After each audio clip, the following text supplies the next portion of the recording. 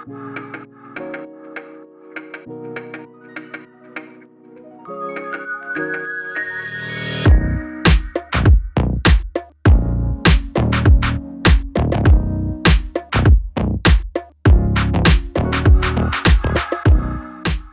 back to Not the Same, a podcast that brings you true stories of real people sharing their personal testimonies of transformation. I am your host, Rachel Heinrich. As always, I want to start by saying thank you to you listening. It was such an honor to be able to sit down with Emily last time as she shared her story with me. As difficult as it can be for those sharing, I have such love and respect for people willing to be candid and share their journey to redemption. This week, I have with me Phumlani Nxala. Yes, let's go. Yes. Who is currently our outreach director along with his wife, Jennifer. When we came here in 2021, Phumlani was single, just a disciple in the church, and we've had the privilege of being along the journey of marriage and now a child and now being on staff. They're a blessing here to us, and I'm very excited to hear his story today. So I want to say thank you, first of all. It's a great privilege to be able to be part of this. Awesome. So let's go ahead and start with your parents or your home life and how you came to Freedom Park, which I think is where you were raised. Yeah, so me and my family grew up in Freedom Park. I was born in Baragwanath Hospital from a very young age. My parents took us to a church. They baptized you with sprinkles of water. My parents were a little bit religious. Were your parents ever married?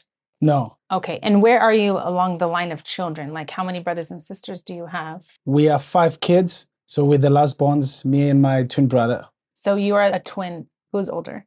That's a very common question, yeah. Okay, explain both. Explain both ways how they... Yeah, so how they explain that is if you come out first, you're the young one. And then if you come out second, you are the older one. So the logic behind that is that the older one was built first, the younger one was built second, so you come out first.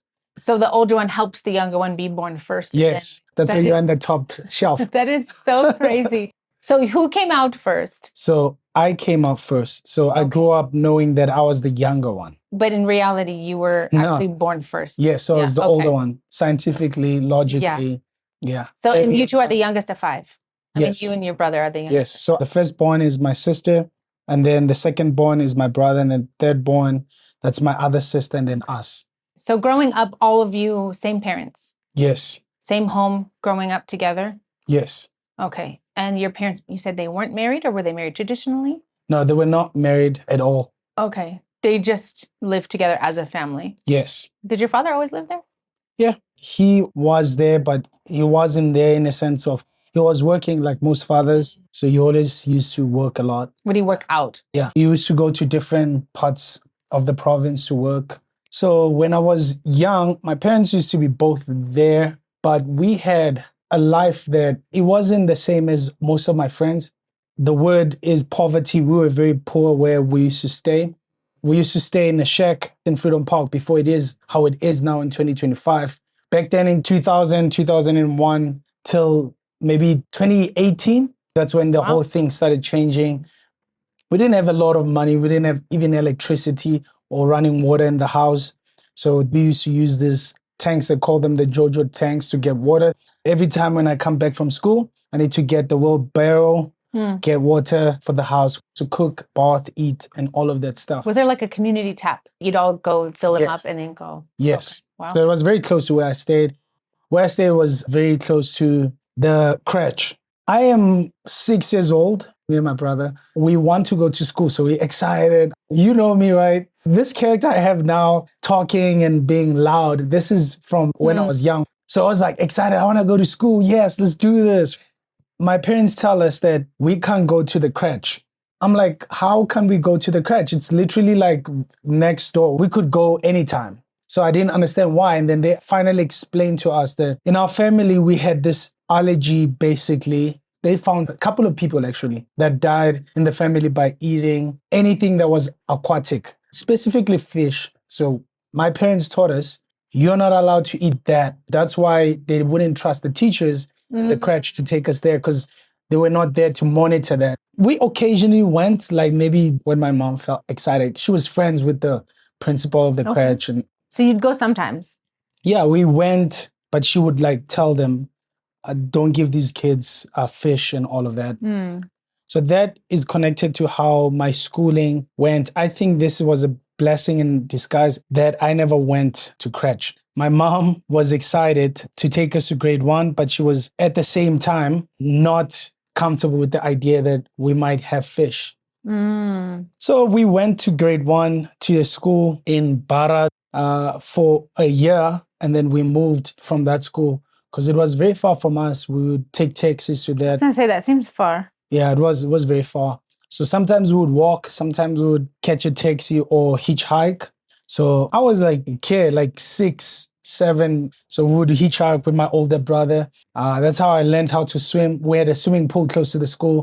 So we would go on Fridays, just go swim. It was nice. So question with that, what about the older siblings? You said she was pretty strict about you guys. Yeah. Scared to let you go off to school, but she already had 3 kids already in school. Yes. Was she like that with all of you? Was she just very, very mindful about what you guys were eating, or just because you were small? Yeah, to be true with it. She was like that with everyone. But I think growing up, we were treated very special because we're twins. Like I would try and not see that, but it's true. The 2 baby boys. Yeah, the story that you don't know about that is that my dad was not happy about having twins. He literally voiced it out to my mom that I'm not happy about having 2 kids. So that was part of rejection. Yeah. You're like, you know what? I feel rejected, right? I didn't do anything. I didn't choose this. Why. Right? You don't even know what's going on. Because of course, you don't plan to have twins, but my mom loved the whole idea. In this testimony, what you hear is that my mom was the hero of the story. So my dad didn't want us. My mom fought for us. She was like, no, I'm having this. They had fights. When I was older, then I got to hear this. So I have a quick question. When you mean she fought for you, was it just that your dad didn't want because of the burden of 2 at a time? Yes. And so then did he want her to have an abortion or something? I don't know fully detailed, but my mom asked. just said that your dad didn't want you guys. That could just literally mean wanted to abort. I don't know. Yeah, and because it was going to be too much of a burden or something. Because we didn't have money. Yeah. Right? So that's the thing. If you don't have money, don't have more kids. Yeah. Because that's more money and all of that. Yeah, I think so. Okay. I don't know. But you could just feel it growing up. You could feel that there's always something. Yeah. Okay. And then I get to school. We are in grade 1, 2, 3. And then when we go to grade 4, then we're starting to see, okay, this is serious. We are not the same as other kids. We don't have the same kind of money for lunch. We don't eat the same food that they eat. Now you become more conscious and say, okay, what's going on here? You start having questions. Why are we not like the other kids? One time, our parents were supposed to give us money for lunch. And that time they didn't. And we're like, why didn't you guys give us money for lunch? We're not going to school. And then we had a family meeting. They sat us down, and this is like grade 4. We're young, we're kids. Then they said to us, look, guys, we don't have money here. This is the decisions you guys have to make. One is that you go to school, be best at it, be great at that. Or you don't go to school, you get a job, you work. I'm a kid. This is not logical. I'm not going to work when I'm in grade 4, right? Wow. But they're telling us, we're not going to be feeding you guys here. So you have to get a job or be good at school, because sometimes we won't have money and sometimes we do have money, and that's what you get. For me, that was more than a sad story. It was more of a motivational thing.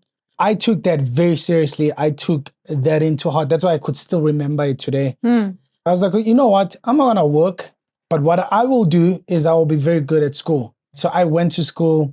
I wasn't like the other kids in that sense of I would start crying and like, oh, where's my parents? What's no. Independent. I didn't care about that anymore. So I started going to school, having friends. I was intentional with the kind of friends I had.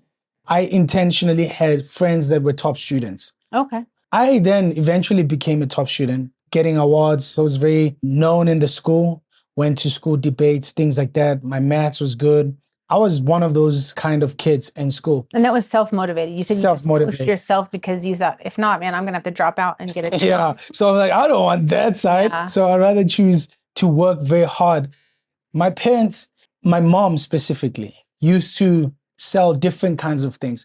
Like if I say to you, oh yeah, we used to sell this. Like, oh, again, not again. Right? Oh, we used to sell this. Oh, like multiple, everything. Yeah. literally everything. We sell food, chips, pillows, tomatoes. Literally, we sold everything. The crucial lesson that I had from that was my mom would make us sell it and pay us. Nice. So it was a thing of like, if you want money, you sell this and then you get your pay from that. I learned a lot of things about business then. I wanted to make money because I was like, oh, you buy this for this much, you sell it for this much, and you have change for yourself? Wow, this is a good idea. This is exciting stuff. I'm like, I want to do this. My older brother was selling sweets in the school, so I envied him because he always had extra change. I'm like, let's go, bro. So real quick, before we get all the way to high school, you and your brother went to school together.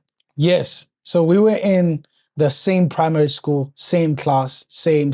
Always together. In grade 4, we separated, but we came back. I know there's different changes of subjects somewhere, somehow in grade 4. Okay. Because he chose something different, I chose something different. So that's interesting that you said grade 4 because that's when all this stuff was going on as well. Do you think that was a good decision for just that 1 year that you guys could kind of do your own thing? I would absolutely say it was very good because growing up as a twin, every twin person will tell you it's comparison. So I didn't like that. Even if we were not in the same class, but we're in the same school. Yeah. Like, which twin are you? Are you the one who's getting high grades? Are you the one who comes late? That was a burden to me. I didn't like it. Yeah. Even how you dressed, it was like compared every time. Okay. So all the way through primary, you're the same. Did you guys pull pranks or jokes as twins before you split?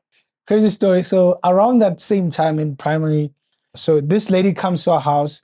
She wants to steal some firewood. So my mom was well connected. She had like different kinds of people supplying things for us. So she had this truck. They worked on a factory, maybe Coca-Cola, I don't know. But they had those pallets, the ones that you use for stacking stuff. So they had that as firewood. So they gave us that. It was a full truck. And staying in the place where that is a need is like electricity, really. So if you have that, that's good. So people buy it. Yeah, people would buy it. People would ask for it. So this lady comes to our house. She first comes, I think her intention was to ask for it, but my mom was not there. It was just me and Kosnati there in the house. So she's knocking in the door. And we're like, no, my mom is not here. Sorry, we can't give you the stuff. We're not in charge. When my mom gets back, then we can talk to her and then she can give it to you. We don't want to be in trouble. But then she's like, oh, these are kids. I can do something here. So I went back inside the house. I see in the window, I see this lady getting this stuff. I'm like, what's going on here? Me and my brother used to have slingshots. Nice. So you can tell where the story is going. I love it. So we took that, pop, and then she feels it. It hits her, I don't know where. Was it rocks? Yeah. And those are very painful. Yeah, they are. So it hits this lady and she's like, what?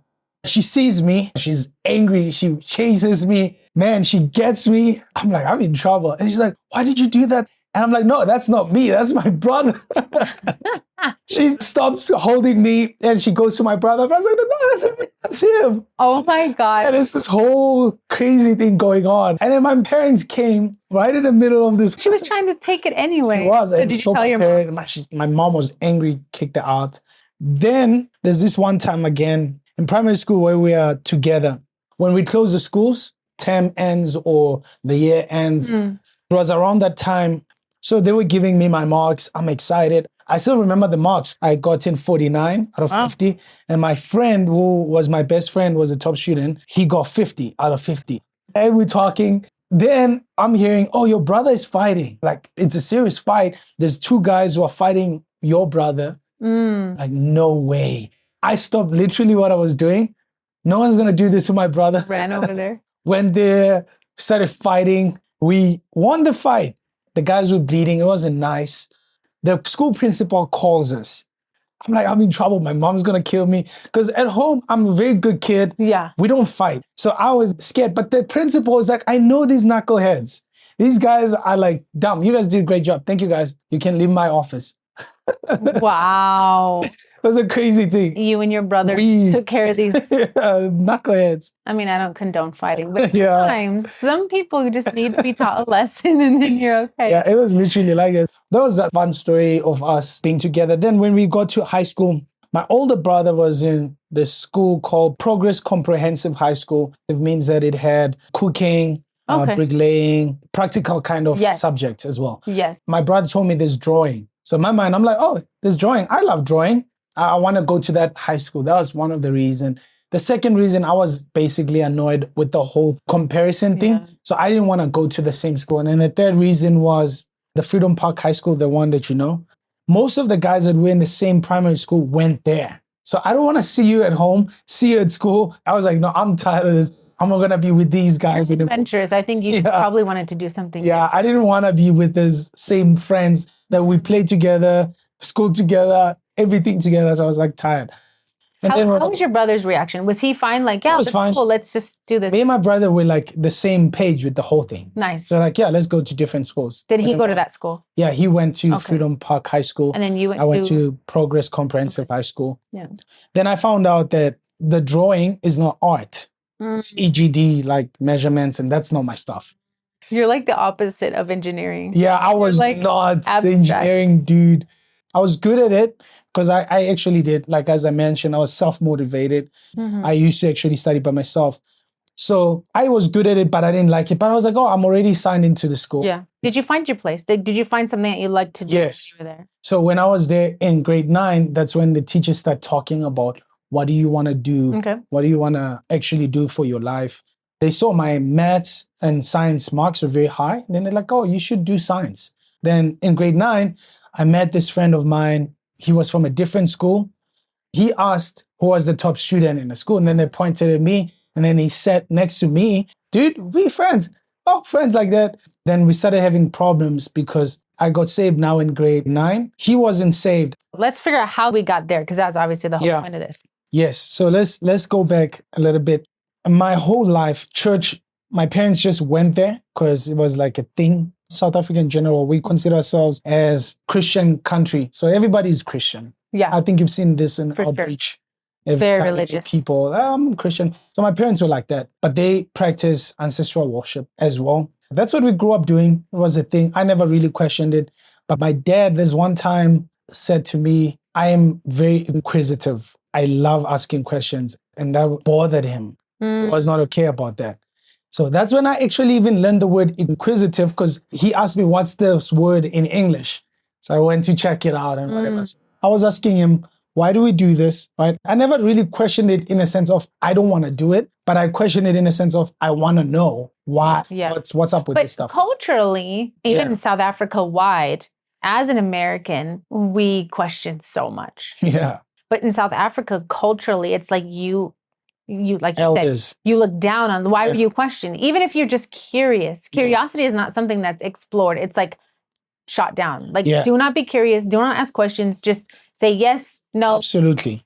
The thing is, you can be curious with your friends, culturally, but you can't be curious with your elders because that seems like you challenging them. Yeah. And I've seen this when I was working with other kids, tutoring or teaching someone something. When they ask you something you don't know, it feels like it's a challenge because you don't know the answer. It does something with your pride because you're like, oh, I should know this. I don't know this. And they're asking it. So I think it's kind of like that. I don't know. But culturally, you don't question your elders. So you just wanted to know. I wanted to know, why do we do this? What's going on? The thing that always bothered me because I was now business minded. I used to see, okay, this is how we make money. We work very hard. We make this money. We need this money for food and things in the house. But then I would see some big amounts of money coming out from my parents that I don't know about. It's not like they were transparent about money, but I would know. Yeah. As a child, you know, right? You kind of sense it to say, okay, this is a lot of money. So they would use this money for cows and slaughtering things, right? For these people. So that bothered me. I asked them, why do we have to spend this big money on this thing? And then they said to us, the ancestors need this for us to get a job. They need you to kill a cow. They need you to buy this expensive bottle of wine. This is like 2,000 rands. Wow. I'm like, how can you spend 2,000 rands? I don't have lunch money and you're spending 2,000 rands on a bottle of wine that you're not even going to drink. So your practical side couldn't understand. It doesn't make sense to me. I don't have shoes. My school shoes are broken. Yeah. Right? And then you spending 2,000 rands. That was not good. That's not right. So I had that kind of a mind. And then I was like, how much would a cow be? It's different. And you don't get to keep the meat, huh? You just slaughter it? No, they eat the meat. If it's a goat, for example, they will slaughter it. They get the blood and then sprinkle it. It's a creepy thing. Yeah. So they get the blood and then the goat or whatever, they would eat it. But it has a time limit. It must be finished. So they would have like the whole family, aunt, grannies. So you whatever. pay for it, but you don't get to like keep it You don't a necessarily long keep it. time. Yeah. Just So there's a eat it time then. that the person who's telling them to kill the cow tells you, you need to finish this thing in 3 days, right? Or they tell you it's a bad luck. If you don't, if you slaughter it this way, there's bad luck. I didn't care about the religious side of it. Yeah. I was more money. into, we're struggling. Yes. You spending all this money. It does not make sense. So that was kind of my approach. But I was a kid, of course, I was excited to get girlfriends, trying to date. So we joined a crew. And this is in grade 7, grade 8. Yeah. And we had like a crew of creatives. In the neighborhood? Yes. Or from school? Or both? Neighborhood, school, both. So you have a crew of guys who rap, do poetry, girls as well that were creative, people who ride bicycles, paint, draw. So we were like a crew.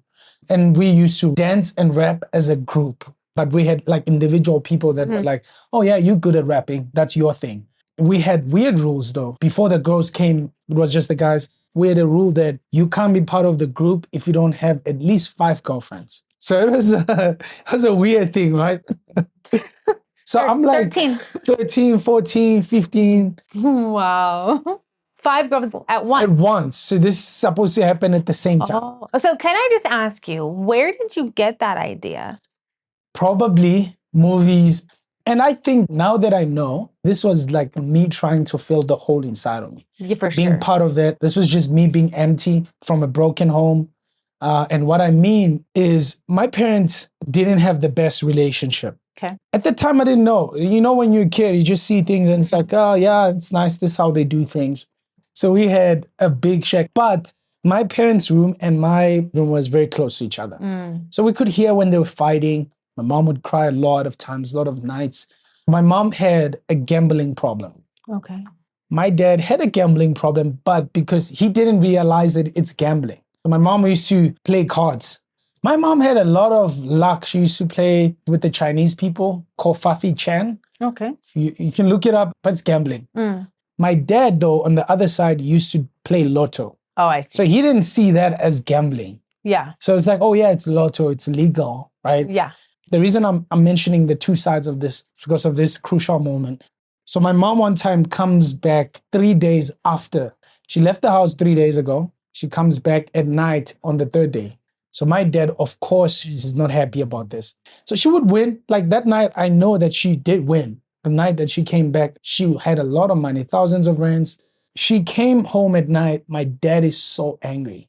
They go into the room. The whole 3 days, my dad is not okay. They start fighting, start arguing. We could hear this. You are gambling and that's not right.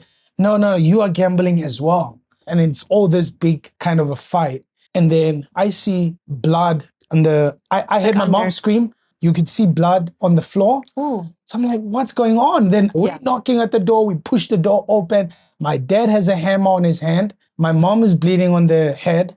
This is a huge thing. Wow. We call the ambulance. They come in, take my mom to the hospital. It was this horrible thing. I couldn't focus at school. I was very disturbed by that. Was she hurt pretty bad? She was like really bad.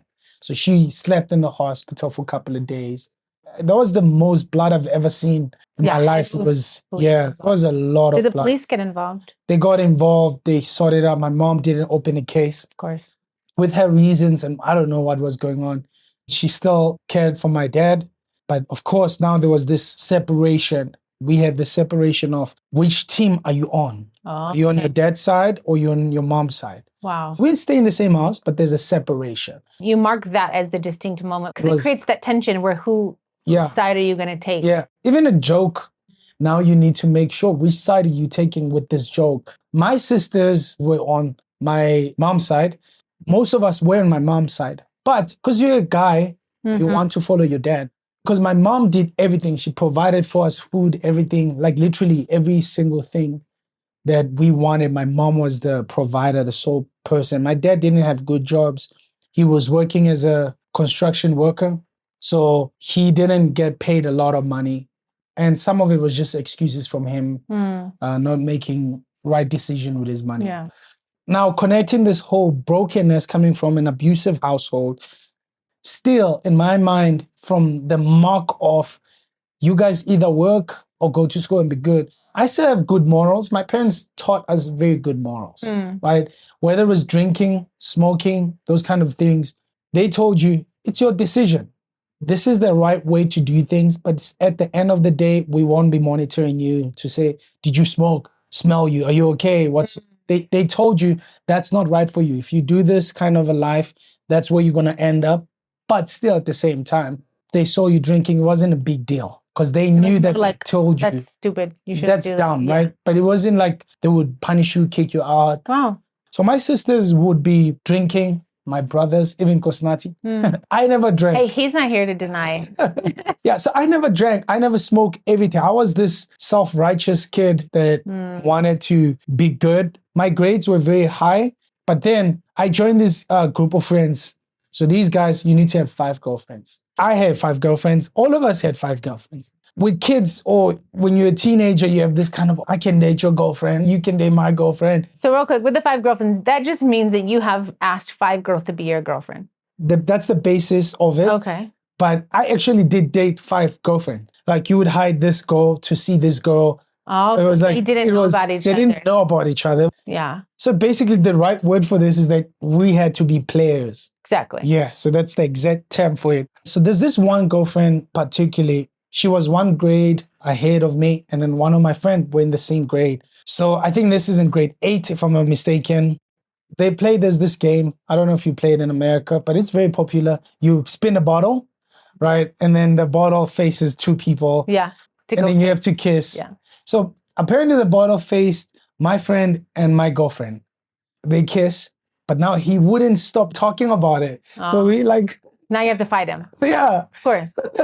My girlfriend, I asked her, she's like, no, was just a game. Everybody who was there says it's a game. And I'm like, no. I went literally to date almost all of his girlfriends, doing all of this just to show him that you can. Yeah, I can do this. But the truth is, I was broken. I was messed up big time. I didn't have the right mind. It wasn't good. I had fights with this. So we had like a lot of different black girlfriends. This is connected to now how we come to church.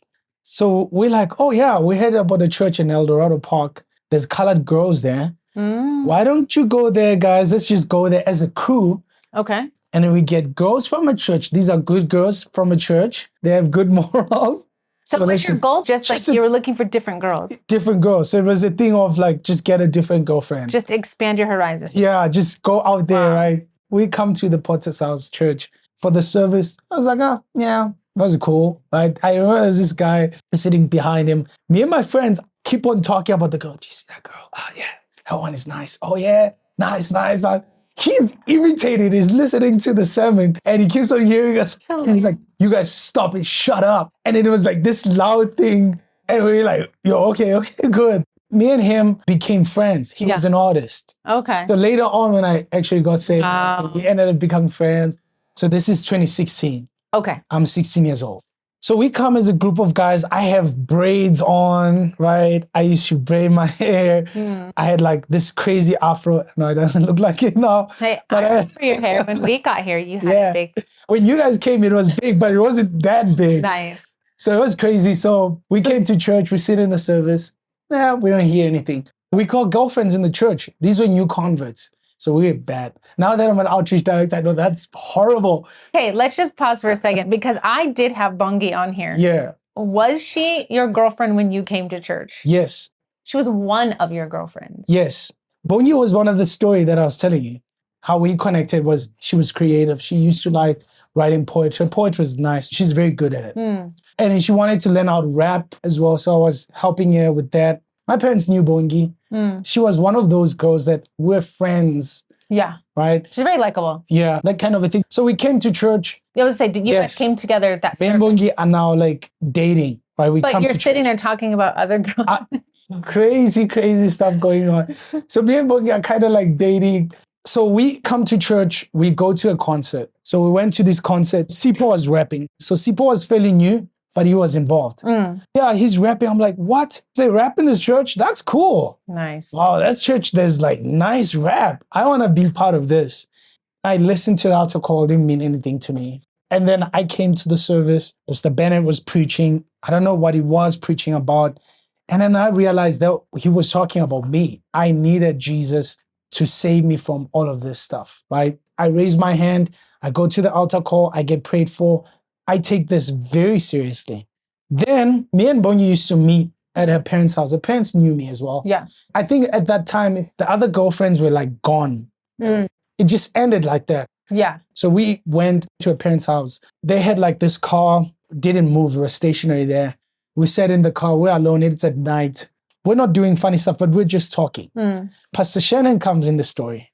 Oh. So Pastor Shannon walks in to do follow-up on us. Bongi as well got saved around that time. Then he comes and then he finds me and Bongi. We see him, we go out, then he connects it. Then he challenged me, he says, do you like the girl? Would you guys want to get married one day? But how old are you at this time? So I'm 16. 16. Okay. I got saved when I was 16. Then that's when I was like, no, I don't want this thing to be that serious. Right? Even though in my mind I wanted to get married, it was like, it was a lot at the time. like I'm a kid. I don't want to be dealing with this stuff until we're ready to get married. And then basically from then, we talked about it. We started growing distant. So Sipo, right, is this guy that we see in church. He had a lot of videos, maths videos, physics. As I mentioned throughout the story, I was very self-motivated. I didn't wait for teachers to say, we're doing this topic. So I would watch videos because we didn't have internet. Sipo had like years of videos. So I go to Sipo, he gives me videos, and then Sipo and I became friends because now he's a guy who raps at church. And then we rap as well in the world. Okay. So it's kind of like... So this is leading up to you getting saved? No, I'm actually saved now. Okay. But I still had this, I wanted to be a superstar, wanted to be famous, have my own glory and whatever. We get to become friends with the music side of this thing. Kagiso's dead, Kagiso that you know. Even today, even though that he died, he was one of the greatest rappers I've ever met. Wow. So he tells us what they do. They used to change songs. Now we're getting this whole thing. Then Pastor Bennett was doing a Sunday school about cultural bondage, ancestral worship being false doctrine. The study was mostly about different churches, but it included ancestral worship. So I'm now fresh. I'm like, what? This is what we do in our parents' house. And now I don't want to do this. And then literally, I think it's either 3 days or a week after that.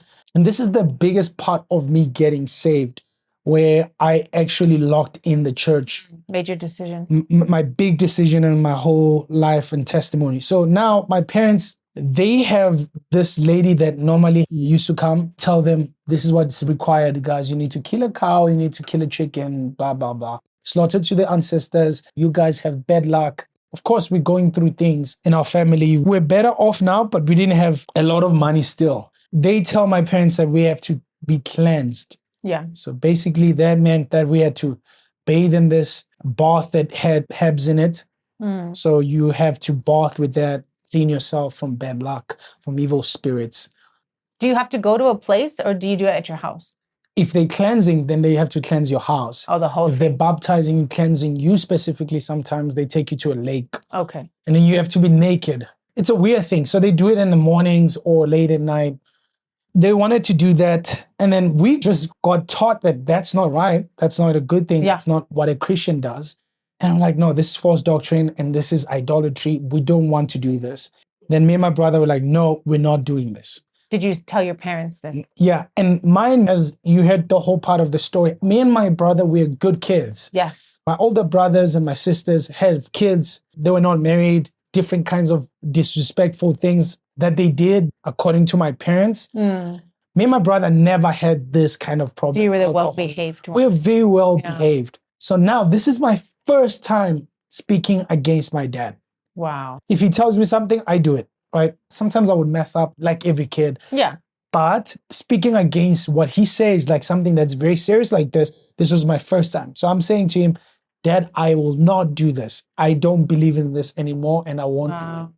I think now that I learned communication skills, I know maybe I should have talked to him on the side. Maybe not when the lady that was there that they respect so highly. So she comes over and you immediately are like, we're not doing We're not doing, no, when they started the ceremony, when our part has to be played. Okay. And then now we're saying no. Oh, yes. It's like now your pastor is here and then now you saying no. Yeah, this is the Right? dishonor here. Yeah, it's like a very disrespectful kind of a thing that you're doing. And you did it together, you and your brother. Me and my brother, decided. like, no, we're not doing this, both of us. So my dad is not happy about this. Dad is super mad about this. This idea is like breaking down the whole belief. Yeah. Then my dad ends up saying to us, I'm going to beat you guys. You guys are going to forcefully do this. Right? And then we start crying because this is a big thing and it gets very emotional. I literally felt like there's no way out because I'm young. And now my dad says to us, either you leave my house or I'm beating you guys and you're forcefully going to do this. Mind, this is the midnight. This is at night. Where are we going? I'm not going to knock at somebody's house at 1 a.m. and say, hey, can I sleep over? Yeah. What am I going to do? Me and my brother say to my dad, we're not going to do this. If you want to hit us, start now. Wow. We're not doing this at all. You can do what you want. We're not doing this stuff. My dad gets mad and my mom starts to jump in. Because remember, even though that they're restored a little bit, they still have this, which team are you on? My mom says, let the kids do what they want. This is their decision. Let them make their own decision. This is their life. My dad doesn't like that. He's very mad, but he doesn't hate us. But now my dad is angry at my mom for saying this kind of stuff. Then they start arguing. Is the lady still here? is still there, but she's outside now. They told her to go outside to start cleansing my sister, my older brother, and my other sister. So this whole thing happens. My mom and dad go to their room. We were in the kitchen when this whole thing happened. And this is where I saw grace. This is where I saw the love of Jesus Christ in action. My dad leaves the house, doesn't buy us anything. So I know in America, it's not as traditional as I heard from Pastor, like Christmas clothes, the thing. Yeah. You just buy clothes. I don't know if that's correct. Correct. Yeah. It's a thing with us that you have to get Christmas clothes. So every time when it's Christmas, you get new clothes. So that time we didn't get that. We didn't get any money from my dad. We didn't get anything. It was literally, he left staying from us, didn't stay with us. Like this happened tonight. The next day, he left the house, went to stay somewhere else, didn't want to talk to us, nothing, cut himself off. As I said, that this is where I saw grace, because now Pastor Nati, Sister Adrian, we are assisting in the church here. So I tell them the story. This is what's happening. This is what's going on. This is before my dad left. And later the day, we tell them this is what's going on. We don't have a place to stay. So Pastor Nati says to us, you know what? If they kick you guys out, you can stay with us. That for me was a mark of this is genuine. Yeah. Christianity, Jesus Christ, the whole thing. This is grace. They don't know us and they yet wanted to stay with us. Yeah. They said, we'll pay for you guys. We'll take care of you guys, basically. So this changed my whole life. I'm like, this is what I want for my life. I want a life that showed love like that. Yeah. Passion. And so my dad left. Then we didn't have to stay with Pastor Nati and Sister Adrian. So it was good. And then that's when the mark of my Christian life was. Because if I had spoken against my mom, then I better be at church every Sunday. If I spoke up to my dad, then I better be serious with this church. You said it, now live it. Yeah. If I literally said, I'm not doing ancestral worship, then I should prove that this is actually genuine. Everything that I did in church, I wanted to be involved. I wanted to rap. And we did our first performance in Joburg Raleigh. We did a song called Tides and Offering. I wrote with Nkosnati. It was this crazy thing. People liked it. I was like, wow. We felt loved in the church. There was so much love, not just because of the music, but people were interested genuinely. With my life, we felt appreciated like that. People invited us in fellowship. So when did that happen, when your dad left the home and you guys made that hard decision? 2016, 17. Okay. Yeah, because this is the time when I got saved. Then I had to tell them, I don't do this anymore. Yeah. So at that point, you both were just full on. Full on. And we started saying, okay, this is not how we dress. Don't come with your saggy pants. Don't do this. This is how you want to look. You want to look presentable, those kind of things. And then we wanted to be involved in the church outreach. So when did you know that you wanted to preach? All right. So I saw people preaching. So So I was like, oh yeah, I want to preach. I like this. But I didn't understand preaching in a sense of how to preach or whatever. It was like, I just liked it. Mm-hmm. I think I liked the stage. Whether it's from rapping, I just Shocking. kind of, I like the stage. It was like, do. That's why we jive so yeah. well. So I love the stage. I was like, oh, this is cool. It's something I would like to do. Yeah. Right. And then the conference videos, because I loved taking photos, the creative side. So when we had conferences, I would watch the videos, see people getting sent out. And it's like, wow, I want to do that. I want to have an impact because this is something I fully believe in. Right. But during the year, I wasn't like stirred up to want to preach, but it was like an idea, like, oh, I wouldn't mind to do this. But I still wanted to be famous in a sense. Yeah. Wanted to make money, wanted to be recognized. I get what you're saying. You did music, but then you're like, oh, I could preach too. Yeah, I could preach. It wasn't It's not like a big of a sold deal. out. So when you guys came in, I started seeing a lot of different kinds of things that you guys did. And I really liked that. We started having Serious Man. And I'm like, oh, this is cool. And they started talking about preaching and Serious Man. I'm like, wow, I can do that for God. I can literally do it now. And Pastor Imek started doing, I don't know, it was called Serious Man, where he was now talking about the guys who want to preach. Yeah. And I was like, oh, let me give it a shot. Let's just see what happens.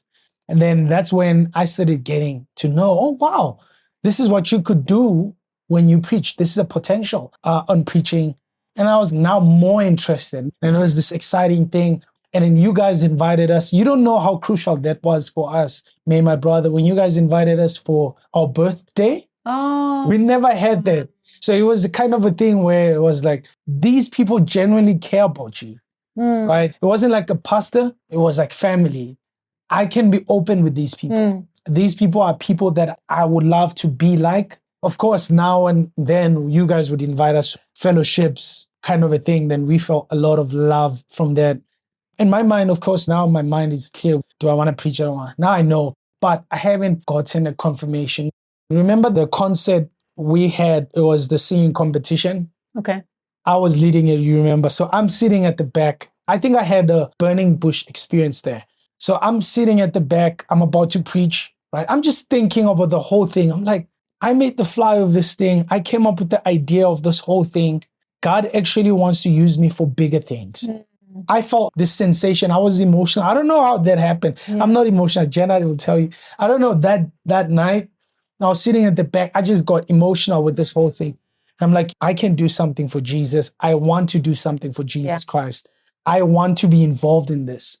Pastor Imek, I told him this one time that when you got Livandre to play on the song service, for me, that was mind-blowing because trusting someone young, not experienced, to play in the whole song service, for me, that was a big deal.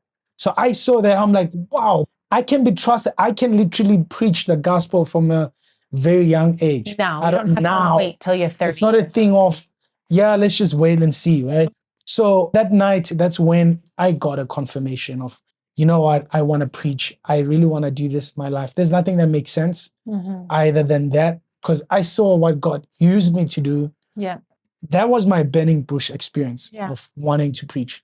Wow, that's amazing. So then very quickly you realize, to do that, I need to get married. Yes, of course. And as we are sitting here, just for those listening, we have been sitting here with his wife. You did find yourself a bride and you grabbed her from another church. Yes.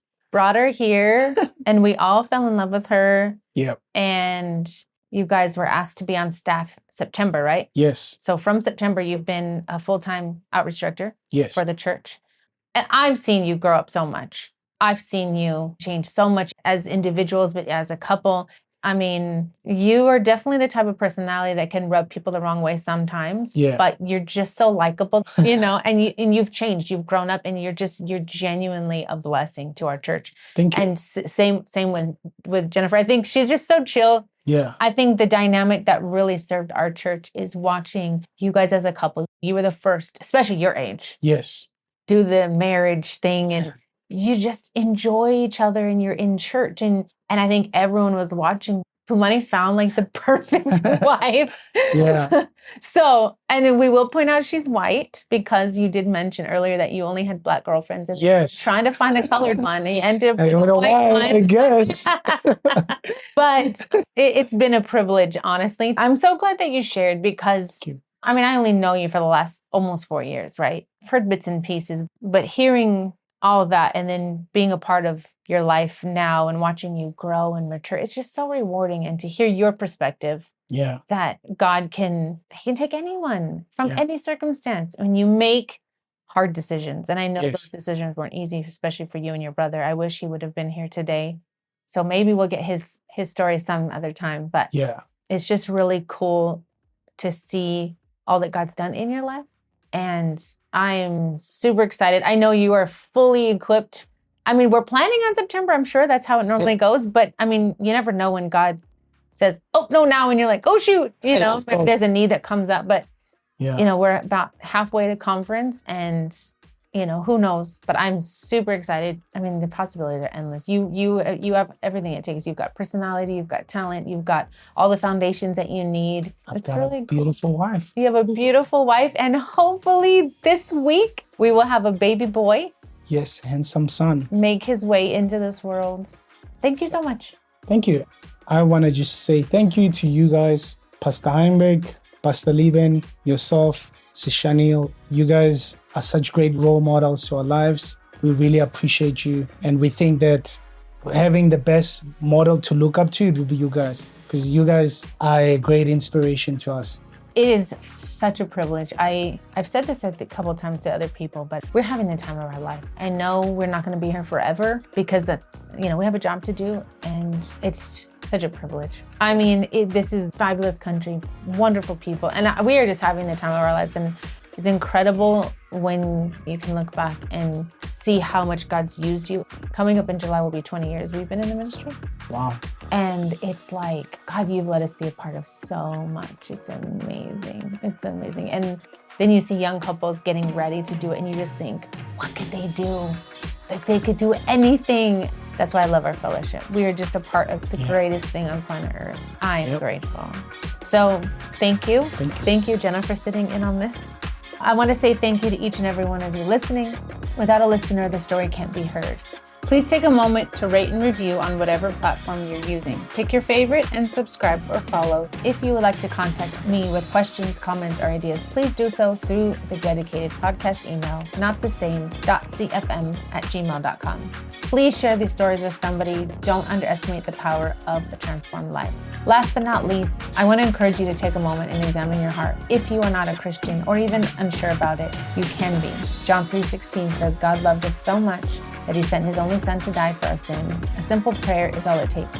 Acknowledge your sin, recognize Jesus paid for that sin, and sincerely ask him for forgiveness, and you can begin again. Until next time, this is Rachel Heinberg, and you've been listening to Not the Same.